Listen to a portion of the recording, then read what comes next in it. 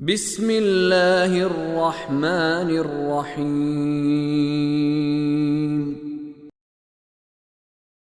وَكَمْ مِنْ قَرْيَةٍ أَهْلَكْنَاهَا فَجَاءَهَا بَأْسُنَا بَيَاتًا أَوْ هُمْ قَائِلُونَ فَمَا كَانَ دَعْوَاهُمْ إِذْ جَاءَهُمْ بَأْسُنَا إِلَّا أَنْ قَالُوا إِنَّا كُنَّا ظَالِمِينَ فَلَنَسْأَلَنَّ الَّذِينَ أُرْسِلَ إِلَيْهِمْ وَلَنَسْأَلَنَّ الْمُرْسَلِينَ۔ آیت نمبر 4۔ وَكَمْ مِنْ قَرْيَةٍ أَهْلَكْنَاهَا فَجَاءَهَا بَأْسُنَا بَيَاتًا أَوْ هُمْ قَائِلُونَ۔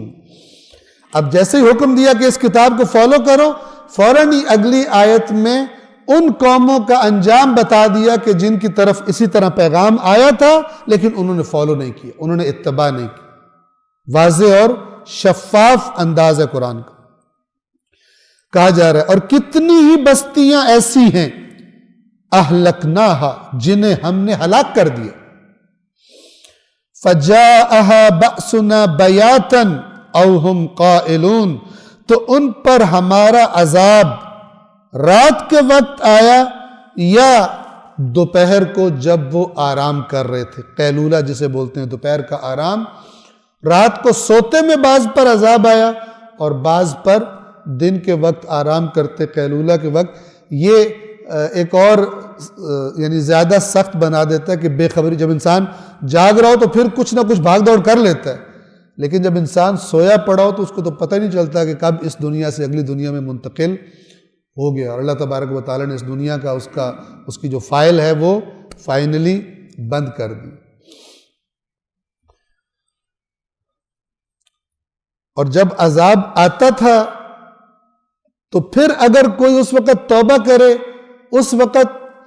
اقرار کر لے کہ میں غلط ہوں، تو وہ اقرار کوئی فائدہ نہیں دیتا۔ اللہ تبارک و تعالیٰ اس آیت نمبر 5 میں فرما رہا ہے فَمَا كَانَ دَعْوَاهُمْ اِذْ جَاءَهُمْ بَأْسُنَا، پس جب ہمارا عذاب ان پر آیا تو ان کی پکار اس کے سوا کیا تھی؟ یعنی جن کو پتہ چل گیا، ہوش میں آ گئے کہ یہ اللہ کا عذاب ہے، تو پھر ساری باتیں جو انبیاء کو تانے دیتے تھے،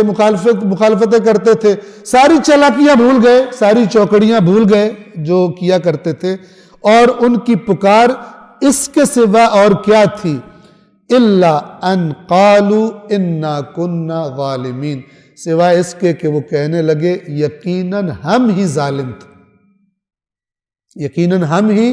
ظالم تھے۔ دنیا کا تیز ترین جو چور ہوتا ہے نا، وہ بھی جب دیکھ لے کہ مکمل طور پر گھر گیا اور سزا اب بچ نہیں سکتا، پھر وہ اقرار کرنے لگتا ہے کہ میں، کیونکہ آخری جو ایک حربہ ہوتا ہے سزا سے بچنے کا وہ یہ کہ بندہ اقرار کر کے معافی مانگے، لیکن قرآن کہتا ہے کہ اس وقت کا اقرار اللہ کے ہاں فائدہ نہیں دیتا۔ یہ قرآن نے چند جگہوں پر یہ اصول بیان کیا ہے کہ جب انسان سامنے دیکھ لے موت کو یا عذاب کو اور اس دنیا سے اس کا کام اسے پتہ چل جائے ختم ہو گیا، اب اگر وہ کہے توبہ تو اب اس کی توبہ قبول نہیں ہوتی۔ جب تک اختیار ہے گناہ کرنے کا اور طاقت ہے گناہ کرنے کی، اس وقت تک پھر توبہ کا دروازہ بھی انسان کے لیے کھلا رہتا ہے۔ اور کچھ لوگوں نے تو یہ نظریہ بنا لیا کہ ادھر جو مرضی گناہ کرتے کرتے مر جاؤ تو بھی اگلے جان بخشے جاؤ گے، اور اس کی نسبت پھر اللہ کے ان پاکیزہ بندوں کی طرف، اہل بیت کی طرف، انبیاء کی طرف دیتے ہیں کہ جو انہی کاموں سے روکنے کے لیے اللہ نے بھیجے تھے۔ عجیب عقل ہے، عجیب منطق ہے، لیکن ظاہر ہے کہ آرزوؤں کا شکار قومیں اور غیر ذمہ دار قومیں انہیں ایسی باتیں زیادہ پسند آتی ہیں، جن کا اللہ کی اطاعت سے زیادہ شیطان کی اطاعت میں دل لگتا ہے، پھر ان کو ایسے پیکیجز زیادہ اٹریکٹ کرتے ہیں کیونکہ وہ اللہ کی اطاعت کرنا نہیں چاہتے اور چاہتے ہیں کہ اگلے جان کے سارے فائدے بھی اسی طرح مل جائیں۔ آیت نمبر 6 جو میں نے پہلے بھی جس کی طرف اشارہ کیا، توجہ کیجئے۔ اب خدا کی اس فائنل قیامت کی عدالت کا ذکر اللہ تعالیٰ خود بتا رہا ہے فَلَنَسْأَلَنَّ الَّذِينَ أُرْسِلَ إِلَيْهِمْ، تو یقیناً ہم سوال کریں گے ان لوگوں سے جن کی طرف رسول بھیجے گئے تھے۔ الذین ارسل الیہم، جن کی طرف رسولوں کو بھیجا تھا ہم نے، ہم یقیناً ان سے سوال کریں گے، وَلَنَسْأَلَنَّ الْمُرْسَلِينَ، اور یقیناً مرسلین سے بھی ہم سوال کریں گے، انبیاء سے بھی ہم سوال، تاکید دیکھیے وَلَنَسْأَلَنَّ الْمُرْسَلِينَ، یہاں پہ تو بغیر حساب کے جنت میں گھس رہے ہوتے ہیں بعض، ٹھیک ہے، وہاں پر انبیاء سے بھی سوال ہو رہا ہے، یہاں پر دوسروں سے کچھ اپنی من گھڑت چیزوں کے باتوں سے بنا کے نظریات، کوئی سوال نہیں ہونا، کوئی حساب نہیں ہونا، سیدھے جا کے ٹھک سے جنت میں گھس جائیں گے، ایسا نہیں ہے۔ آپ روایات بھی سنیں، جو باتیں بھی سنیں، ضروری ہے، اہل بیت کی تعلیم یہ ہے کہ ضروری ہے کہ پہلے قرآن کو دیکھ لو، کہ قرآن والی باتوں سے ہٹ کر باتوں کے قائل نہ ہو جاؤ، ان سے منسوب ساری باتیں ان کی نہیں ہیں، اسی لیے انہوں نے خبردار کیا ہے، لیکن افسوس کہ سب سے کم تعداد ہی انہی کی ہے کہ جو دین کو اس طرح سیکھتے ہیں کہ جس طرح اہل بیت اطہار نے خود رہنمائی فرمائی، زیادہ تر سنی سنائی کا بازار ہی گرم رہتا ہے۔ پس جن کی طرف پیغمبر بھیجے گئے ہم ہر صورت ان سے سوال کریں گے، اور خود پیغمبروں سے بھی ہم ضرور سوال کریں گے۔ یہ وہی بات ہے جو میں نے سورہ زخرف کی ابھی آپ کو آیات سنائی کہ فَاسْتَمْسِكْ بِالَّذِي أُوحِيَ إِلَيْكَ، رسول اللہ کی بھی ذمہ داری ہے، لازم ہے رسول اللہ پر قرآن سے تمسک کر، اور اسی کا نتیجہ ہے اِنَّكَ عَلَى صِرَاطٍ مستقیم، اس قرآن سے تمسک یعنی صراط مستقیم۔ وَإِنَّهُ لَذِكْرٌ لَكَ وَلِقَوْمِكَ وَسَوْفَ تُسْأَلُونَ، اور یقیناً یہ قرآن آپ کے لیے بھی اے رسول اور آپ کی قوم کے لیے بھی ذکر ہے، نصیحت ہے، اور ان قریب آپ سے سوال کیا جائے گا۔ جس قرآن کے بارے میں رسول اللہ سے سوال کیا جائے گا، اس قرآن کے بارے میں ہم سے سوال نہیں کیا جائے گا، اس قرآن کے بارے میں ان سے سوال نہیں کیا جائے گا کہ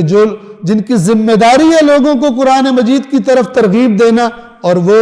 بجائے ترغیب دینے کے ڈرا دیتے ہیں، اپنی باتوں سے قرآن سے اور دور کر دیتے ہیں عوام کو، اس طرح کی قرآن کے بارے میں باتیں کرتے ہیں، ان سے اللہ سوال نہیں کرے گا، بڑا سوال کرے گا۔ جب انبیاء سے سوال ہونا ہے، جب رسول اللہ سے سوال ہونا ہے، اس کا مطلب ہے کوئی بھی اس سوال سے استثناء نہیں ہے۔ اور کوئی یہ کہے کہ جب اللہ کو سارا پتہ ہے، لوگ سوال کرتے ہیں اللہ کو سارا پتہ ہے پھر کیوں؟ یہ کیونکہ اللہ تعالیٰ خود بتا رہا ہے، بالآخر عدالتی کارروائی کے بعد جو انعام کے قابل ہے اسے انعام دیا جائے، سب دیکھیں، اور جو سزا کے قابل ہے اس کے جرم کا اقرار لیا جائے، اس کے جرم پر شہادتیں پیش کی جائیں، جو خدا کی اس عدالت میں ہوگا، اس کے بعد پھر اس کو جو اس کی سزا بنتی ہے اللہ کے قانون کے مطابق وہ دی جائے گی۔ یہ عدالت برپا ہوگی، اور جو باتیں اللہ تعالیٰ کر رہے قرآن میں فرماتا ہے وَمَنْ أَصْدَقُ مِنَ اللَّهِ قِيلًا، اللہ سے زیادہ قول میں سچا کون ہے؟ اللہ تبارک و تعالیٰ حتماً یہ کرنے والا ہے، اور یہ مناظر میں اور آپ ان قریب اللہ کی بارگاہ میں دیکھنے والے ہیں۔ صلوات پڑھیے محمد و آل محمد۔